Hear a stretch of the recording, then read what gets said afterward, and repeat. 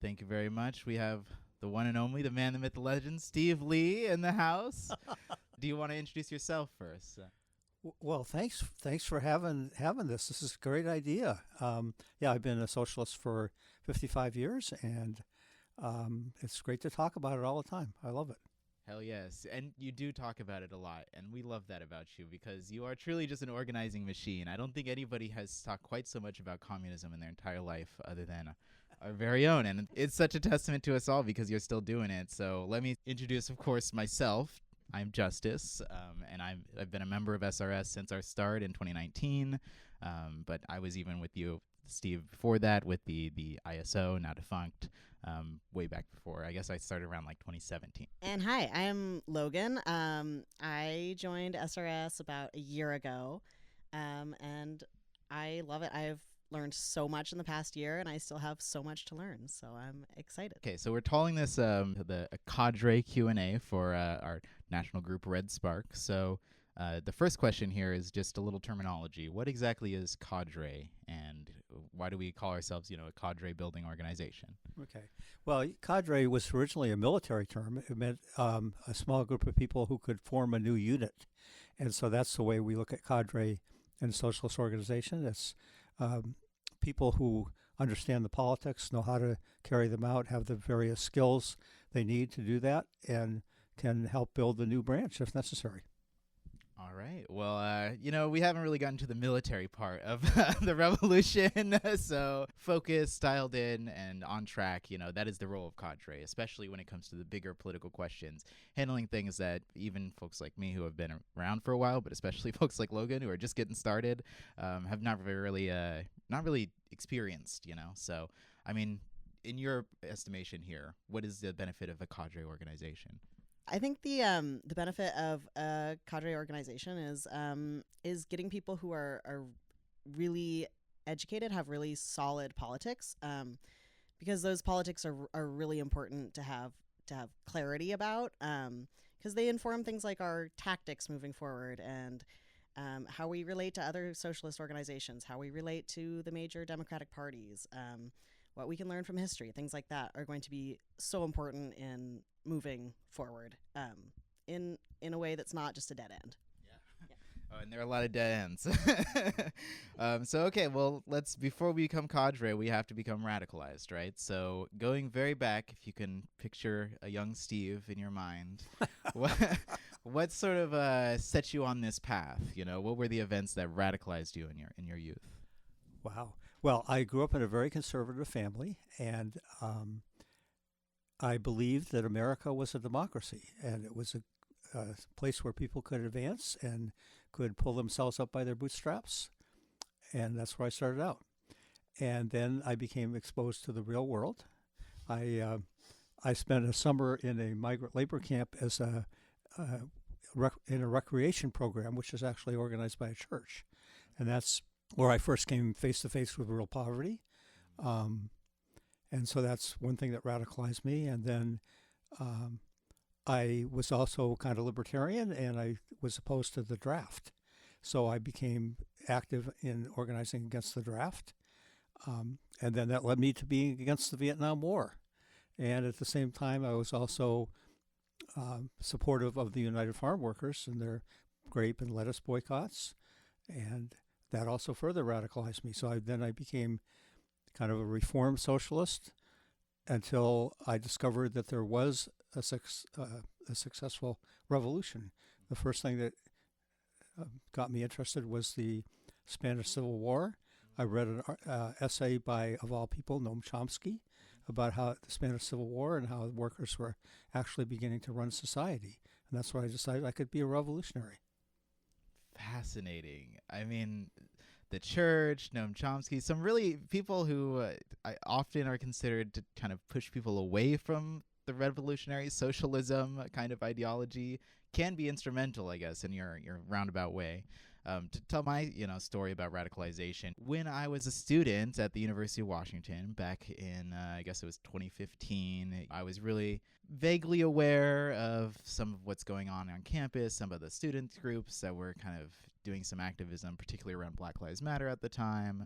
But the election campaign was just kind of looming in the background, the whole primary, which was a very tense primary, if you guys remember, between Bernie Sanders and Hillary Clinton. And I just wanted to know more about what they were talking about. This is the first time I even heard the word socialism was from Bernie Sanders. So got on Wikipedia and started clicking some things and seeing like, okay, well, this is interesting, but I didn't really feel like it was necessary for me personally to take a stake in it. I was just like trying to figure out who I was going to vote for, and that was going to be my engagement with politics as far as I was concerned. Even with a name like Justice, I was just like, I mean, I'm just trying to live my life, get my degree, and start a job. And, I was pursuing public health at the time and thought that was kind of my passion.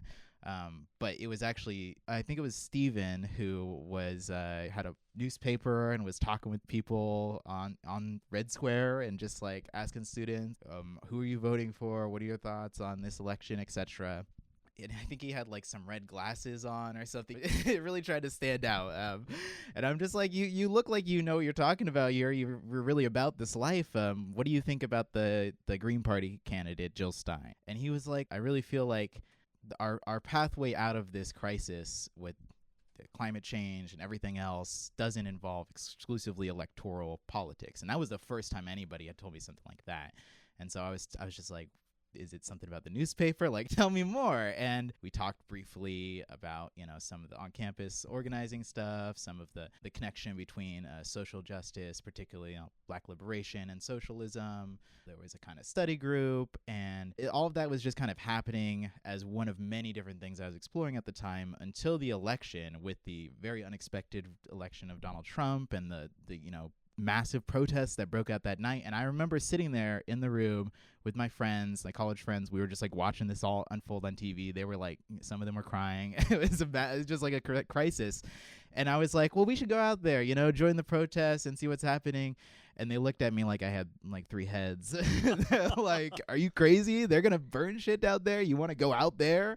And I'm like, this might be a crazy moment in history. Like, politics doesn't just happen on the TV screen. But I think if I hadn't come across an organization like the ISO at the time, I would have never even connected it, Anyway, the rest of it is history. Once I kind of connected all these things and realized there was something productive I could be doing to learn about this and activate this, spending too much time focusing on electoral politics now feels like a waste of my time. But I'm curious to hear from you, Logan. Thinking way back, I think I was 8 years old when Obama was first elected, and I was just playing in the woods with my sisters. But my parents were very excited. I remember them, like, we made like homemade Obama shirts. It's like really embarrassing now. but then yeah, in 2016, I was taking a community college class on, it was like a combined English 102 and like comedy class. And so my teachers were like, yeah, let's live stream the election. It'll be funny. It was not funny. It was really not funny, and I was really, really upset. And that was the first protest I went to, was the 2016 Women's March in Seattle. But at the time, I was still very much like, yeah, Bernie, yeah, Elizabeth Warren. And I was like, yeah, like, they've got some issues. Like, sure, they might have, like, more money than the rest of us, but, they're better than the other guy. And I fell victim to that lesser evil argument for quite some time. In fact, up until just like a couple years ago, honestly, where I finally saw with Biden and Harris supporting Israel and the genocide in Gaza. And that was really the thing that finally made me snap and go, absolutely not. I cannot support this party anymore. And there has to be something better. And luckily, I did a quick Google search for socialists near me, and I found this amazing group, and I've learned so much, and I've honestly never felt more optimistic about the future than I do now. It's crazy what just a little bit of productive energy can do to raise your spirits and really channel the doom and gloom into some real radical power. But you've had a lot of experience, I'm sure, Steve, trying to convince people out of this lesser evil argument, way more even than either of us. So what was it for you that helped you move beyond that step? Especially, like, how do you connect with people about that who are like, I want to consider something alternative than this, but given the world we're living in, this is the best we can do. We've just got to vote for Biden or whoever else they hand at us. Yeah, it's the toughest argument, one of the toughest arguments we run into. So I think the main thing is that you have to kind of reframe the whole way people look at things. people look at politics as elections. What we get comes from who we elect. And I read an article the other day where the person said, we need to convince people that elections are just expressing a preference. And it doesn't mean anything in practice. It just means who you prefer. Because in U.S. history, all the major reforms we've won have come from mass movements, not from elections. So even the Democrats take credit for a lot of these reforms, but it just so happens that sometimes they're in office when the movement forces the ruling class to give us reforms. So that's really what it comes down to. And once you see that it's movements and struggle that make reforms come about, then you have to ask the question, what do elections have to do with that? What is the impact of elections on movements? And too often, people look to elections so much that they downplay the movements and just focus on the elections.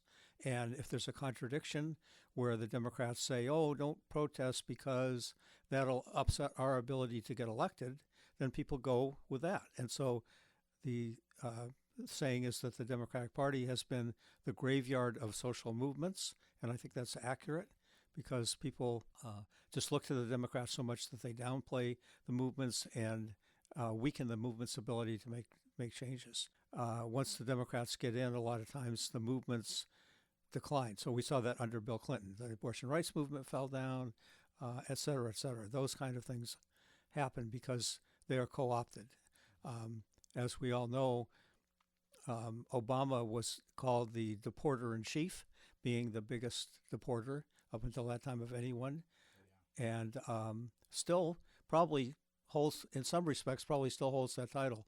But people on the left, supposed left, the Democratic Party, let it go by because it was Obama. Yeah. He was a nice guy. You know, he had a good image. I'm sure your T-shirts didn't say deporter-in-chief on them, you know. To what you were saying about the Democrats serving the ruling class, this kind of leads into my next question about class consciousness, but the image that they try to portray is like, I am just here representing the movement on the streets, right? It's like, oh, we're working together. And I think there is a role for politicians that are truly independent of the Democratic Party to potentially do that, to try and use the platform they have to encourage people to support the movement that's going on and to forward those kind of arguments. But often the way that it actually works is the other way around with the Democrats, where as soon as they get into power, the movement then starts to serve them. And we saw that with George Floyd, with the Black Lives Matter movement, where the radical demands for even just defunding the police, but also changing all of these reforms about how the police operate, which were always, you know, very, I'll just say idealistic potential reforms to fight for. But still, nonetheless, people were fighting for those in earnest and in a way that I have never seen in my lifetime. I mean, and then as soon as the electoral kind of campaign came around, then it was like, well, now no longer is any politician supposedly serving the movement. Now it's the other way around. This whole movement, we are all out here on the streets. Why? Just to get Donald Trump out and Joe Biden in. As soon as that happened, it was over. Nobody really came to the streets in that level again, at least not until Palestine started to really pop off. So going back to that question about the ruling class, okay, this goes to the question of class consciousness, because most people in America really think of themselves as like some variation of middle class. You're maybe not as much anymore, but, you know, I always grew up thinking I was lower middle class, and I think a lot of people which is just a weird way of saying you're poor. But, you know, what does it mean to have class consciousness, and how do we build class consciousness?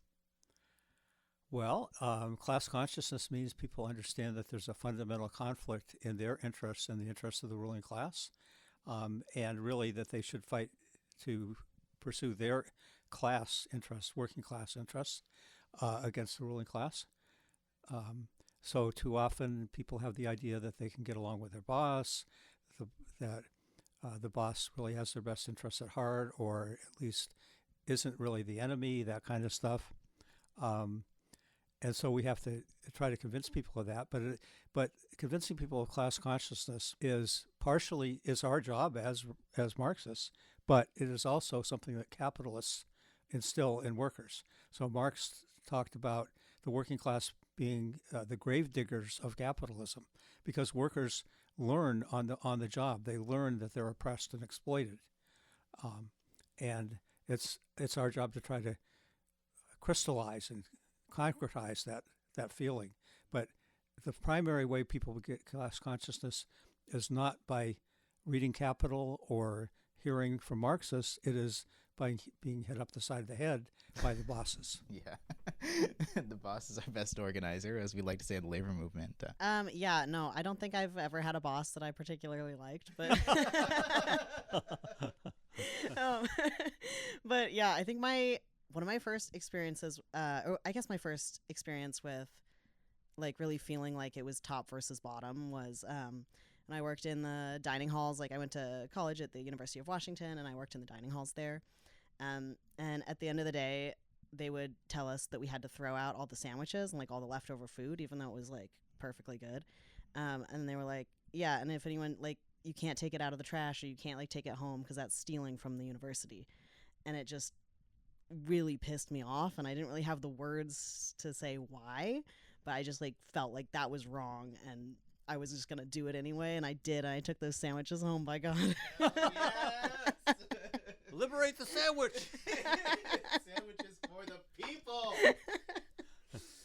But once you, I guess like once you have enough people who are class conscious, why is socialism the solution to that, or why is socialism the movement that we are part of, and not like anarchism or reformism? Well, socialism is the self-emancipation of the working class. It's where workers take control of society democratically. And really what it is the completion of the class struggle. We're involved in the class struggle every day. We're trying to fight back and limit the amount that we're exploited by the bosses and oppressed. But what socialism does is takes that to the final end. That is winning the battle that we have of the class struggle and eliminating the other class and taking control of the means of production, the whole economy, reorganizing it to meet the needs of ordinary people. So it's the further extension of that. As far as reformism just reforms the current system. It leaves the capitalists intact. They still continue to exploit. They continue to oppress. As far as anarchism, the problem with anarchism is when you have a revolution and you get rid of the old capitalist state and workers take power, then they have to maintain their power through a worker state, because otherwise the capitalists will not just give up. They'll fight back. So we have to have an organized expression of the working class to stop the capitalists from coming back into power. Yeah, and honestly, you were talking about the Spanish Civil War, and I feel like there's no better example of just how hard the capitalist class will fight back, the kind of reactionary element and I think this is a way that we understand fascism is through, the collapse of capitalism, working in its status quo in good times. There's no kind of threat of fascism, but once it really starts to look like the path forward will be towards socialism instead of the maintenance of that capitalist status quo, then the fascism and the reactionary kind of elements get together, grab their guns, and start attacking the workers directly. And unfortunately, anarchism just has not had a sufficient method to fight back, because how can you fight back without a state, without the ability to coordinate collective resources across geographical boundaries towards a similar end through representative government. Yes, I know, boring as it sounds.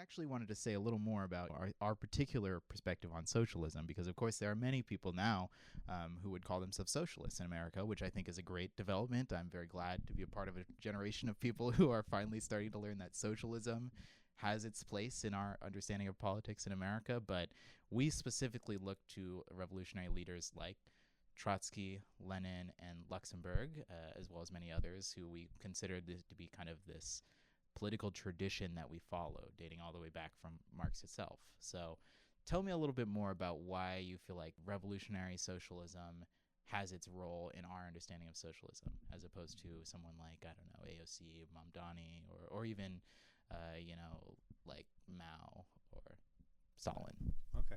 Yeah, well, for us, the fundamental idea, again, is the self-emancipation of the working class, workers' democracy, because it's only when workers actually have direct democratic control that they can liberate themselves. They can change the whole relations of production. There's no way that a top-down group of people, like either the Social Democrats in legislation or Mao or Castro or whatever, as a personal dictatorship, can grant that. You cannot grant workers' control to workers. Workers have to take it. It has to be a democratic process. As Rosa Luxemburg said, where the chains of capitalism are forged, there they must be broken. So it's not even a question of preference. It's not like we would prefer democracy, that would be better. It's impossible to have real socialism without that democratic control. Yeah, thank you. And then, so when we're thinking about tactics, I know a lot of people have been talking about St. Luigi, the killing of the United Healthcare CEO. What do you think about individual acts of violence or terrorism? The Marxist position on terrorism is against it. We do not believe in individual acts of terror. We do not believe in assassination. That is all true. We don't. We believe in mass action. However, it is also a sign of a shift in consciousness that people identify with Luigi Mangione. It's not that we think his acts are the way forward or that people should imitate him, but the fact that they identify with him shows that there's a lot more rising class consciousness, hatred of CEOs and the healthcare industry who are ripping people off.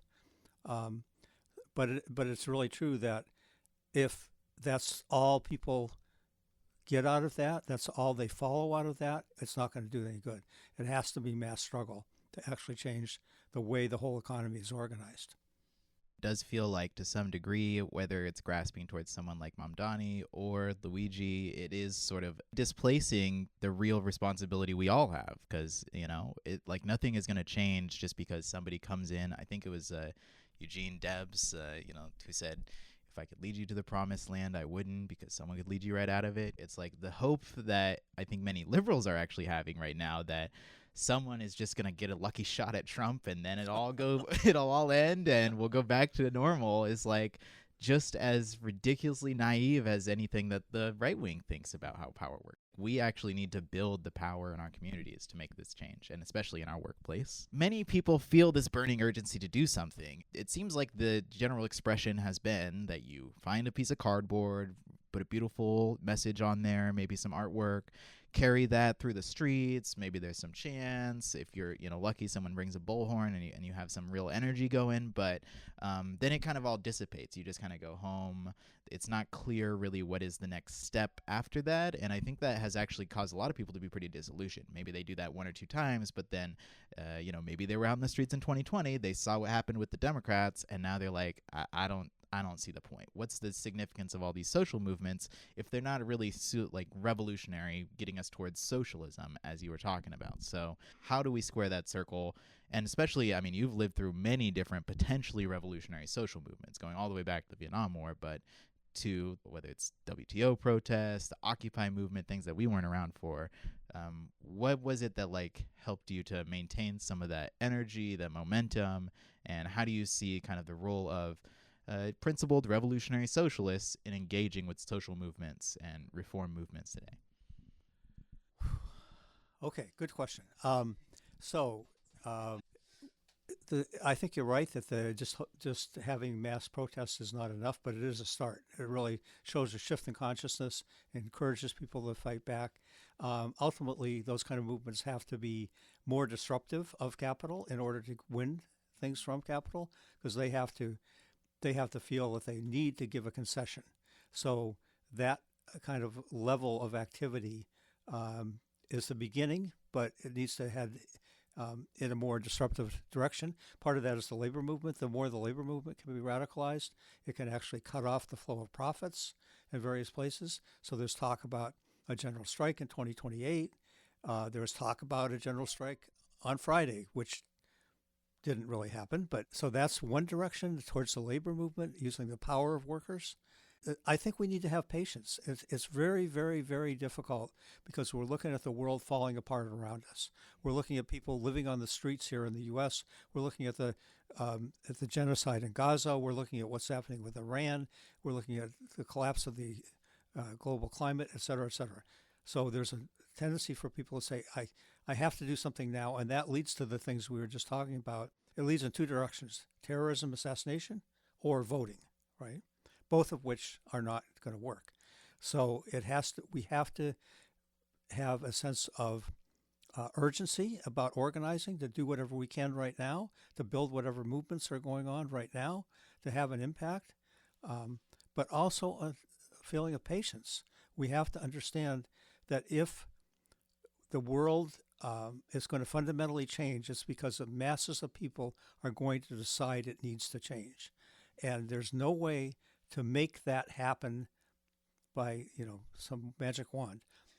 Capitalism will force people to want to change. And in that circumstance, the most important thing is to be organized.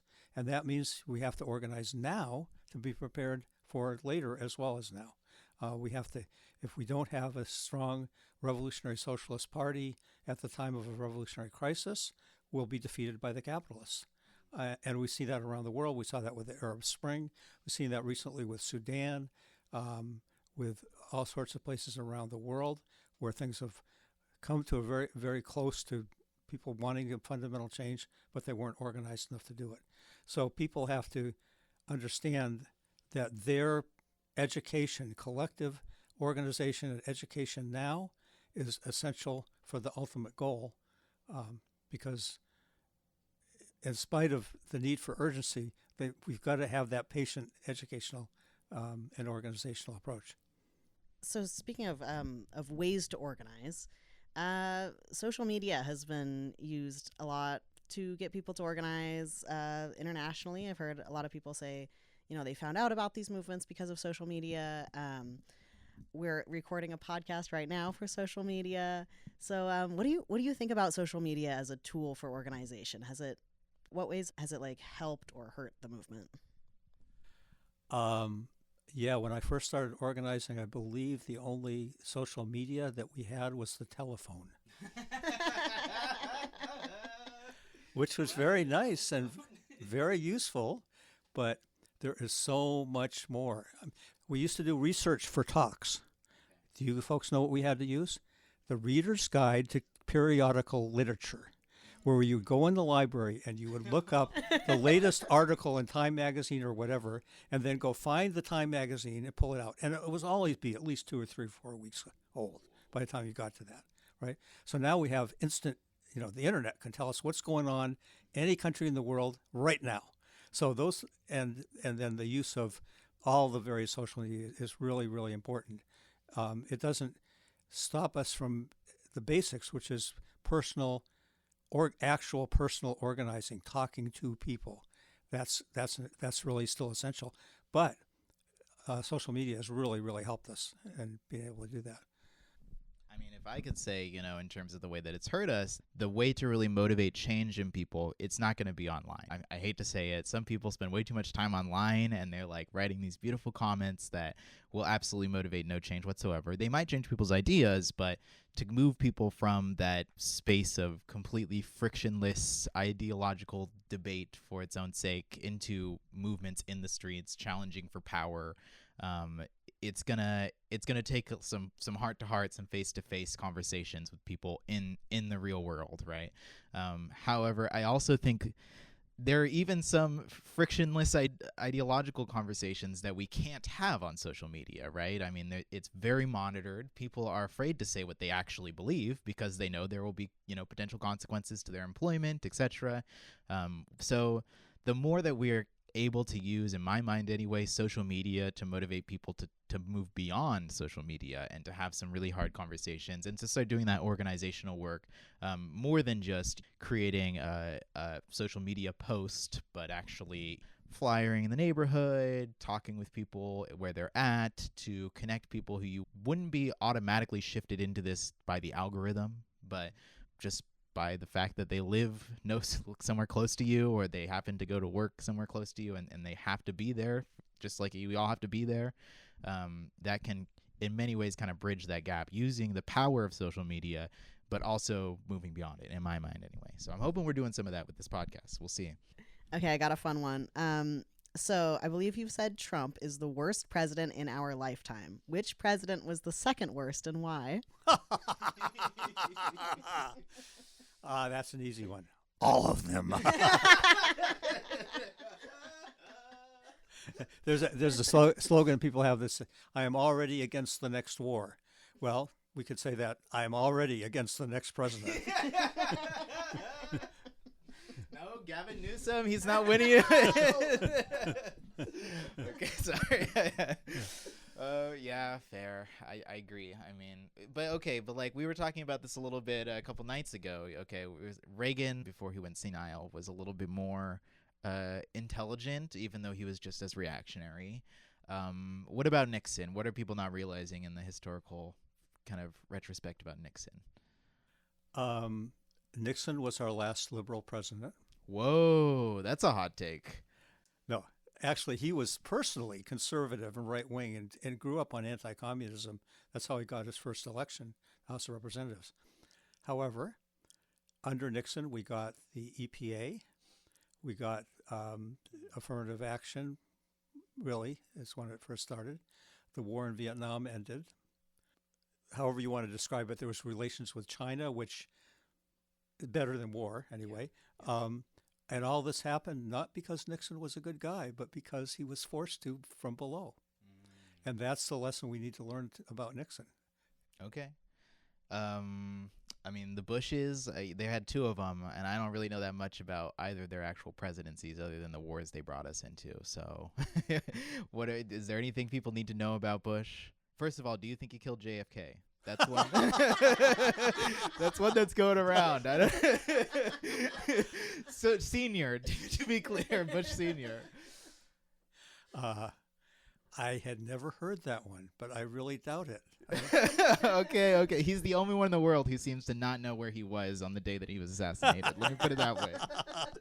We had one more here to people who are listening to this podcast right now, who are young, aspiring activists, who are resonating with some of what you're talking about, some of what we've been saying here. If you had any specific, tangible advice that you could give to yourself when you were a young activist that you feel like might have helped you, even if you've made the same mistakes, at least maybe learn more from them or make them in a way that's not as painful, what would that kind of advice be? Well, I think the main thing is to get organized as a socialist as soon as possible. Look around at different socialist groups, see who you agree with, and get involved. That's the way to learn yourself, to educate, help educate other people, build movements, all that kind of stuff. And obviously, we think the best group to get involved with is Red Spark, but people should definitely check us out. Thank you. Yes. Okay. And what a great way to end that. We can plug our website, redspark.red. Just went online. Look forward to some fire articles. Some of them will be by Steve here. And, hopefully some of our other comrades will be contributing soon all across the country. We're trying to get organized nationally. This is going to be a national movement if we're going to try and contest for national power. We're also, of course, active here in Seattle. Seattle Revolutionary Socialists. We have an Instagram. We've got a TikTok now. And I think we have our website, which I think it's just that name, SeattleRevolutionarySocialists.org. We do regular meetings on whether it's various texts. Actually, we just had Rhetoric Club. Do you want to shout out Rhetoric Club? Yeah, Rhetoric Club is really fun. It's where one of us is the comrade and the other one is someone. We pretend to be someone like coming up to our table and asking us questions, and then we role play to practice talking to the public. It's really fun. It is a community service for Gen Z. Face-to-face conversation is difficult, and it's even more, these are the two things, right? Politics and religion. You're never supposed to talk about them because it gets really awkward really fast, right? But we have to talk about those. If we're not talking about at least one of those two things, we're not talking about anything.